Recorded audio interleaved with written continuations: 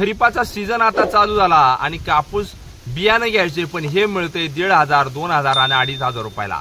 मग कापूस लागवड उत्पादक शेतकऱ्यांनी करायचं तरी काय? नमस्कार शेतकरी मित्रांनो, मी मिलिंद भोर स्वागत करतो तुमचं मिलिंद भोर या आपल्या शेतीविषयी YouTube चॅनलमध्ये।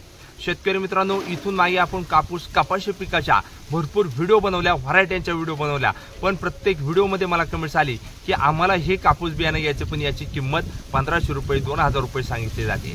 तर या व्हिडिओमध्ये मी तुम्हाला कापसाची अतिशय जबरदस्त महत्त्वाची माहिती सांगतोय, कारण भरपूर शेतकऱ्यांचं मुख्य पीक म्हणजे कापूस पीक असतं आणि ह्या कापूस पिकाचीच आपण जर व्हरायटी योग्य निवडली नाही तर पुढे जाऊन आपल्याला प्रॉब्लेम येऊ शकतो, आपलं कापूस पीक फेल जाऊ शकतं, परिणामी आपले पैसे होणार नाही। मग आपल्याला नियोजन करायचं तरी कसं? भरपूर शेतकरी म्हणतात की आम्हाला हे काय ब्रँडेड कंपनीचं जे बियाणं आहे किंवा ब्रँडेड कापूस बियाणं हे घ्यायचे पण याची किंमत आम्हाला 1,500 ते 2,000 रुपये आणि जास्तही सांगितली जाते। तर लक्षात घ्या, आपण कापूस पीक एकदाच लागवड करणार आहोत प्रत्येक वर्षी, पण तुम्हाला जर जास्त रेटने हे मिळत असेल तर अजिबात घ्यायची गरज नाही, कारण आपल्याला इतरही व्हरायट्यांचे भरपूर सारे ऑप्शन आहेत। कापूस बियाण्याच्या पॅकेटची किंमत 864 रुपये आहे आणि तीच आपल्याला द्यायची आहे आणि पक्क बिल घेऊन यायचे।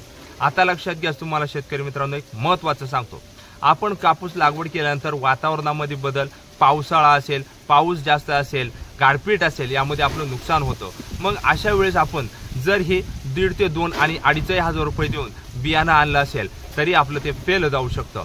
त्याचबरोबर हे अवैध आहे का, त्याचबरोबर हे ब्लॅकने देखील मिळतंय, याची देखील चौकशी करा आणि तुमच्या जवळील जो विश्वासू जो कृषी विक्रेता आहे, ज्याच्याकडे विश्वासाने आपण कापूस बियाणं घेतोय, त्यांच्याकडेच ही बियाण्याची निवड नक्की करायला विसरू नका। आता राहिला प्रश्न, कारण का आपण कापूस पिकाची लागवड केल्यानंतर योग्य खत व्यवस्थापन, फवारण्या जर करत असाल तरच आपल्याला भरघोस उत्पादन मिळतं। पण भरपूर शेतकरी म्हणतात आम्हाला ब्रँडेडच जे बियाणं आहे तर हे घ्यायचे, भले आमचे 4 रुपये जास्त गेले तरी चालेल, पण असं करू नका। आपल्याला इतरही ज्या व्हरायटी आहेत त्या 864 रुपयामध्ये बियाणं आपल्याला पाकिट मिळतंय, यांची निवड करा।